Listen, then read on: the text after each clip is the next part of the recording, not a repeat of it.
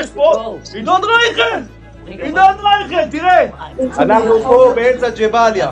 החבר'ה פה מעל 450 יום. יש? אוהבים אתכם. לא יוצאים לשנייה. חנוך, עידן, תנו להם 30 שניות של הרמה. אני אקח את הגיטרה למקום יותר שקט, בואו. שומע גזבר?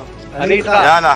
רגע, אז אני אספר לכם משהו, אתם כולם שומעים אותי? ב-11 באוקטובר, שזה 4 ימים אחרי הקטסטרופה, פגשתי את החבר'ה, את הקהילה של הניצולים בניר עוז. ואז הם ביקשו ממני להוציא גיטרה ולנגן להם. אבל מה אתה יכול לנגן לקהילה שכל אחד מתוך 4 שם נחטף או נרצח? מה השיר הראשון שאפשר לשיר לקהילה שכזאת? וזה משהו שאתם צריכים לשיר כולכם עכשיו ככה לפני הכניסה, בסדר? כולם מצטרפים גזבר. כולם מצטרפים.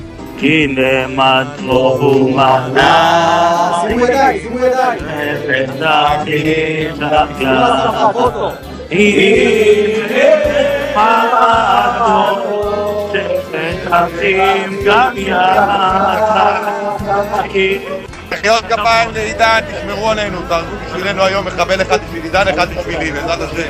הצלחה חבר'ה. תביאו את החטופים, תביאו אחי, לא עוצרים מה שמנסים. עד הסוף, עד הניצחון, לחטיפה סגולה בנחישות ובהתמדה.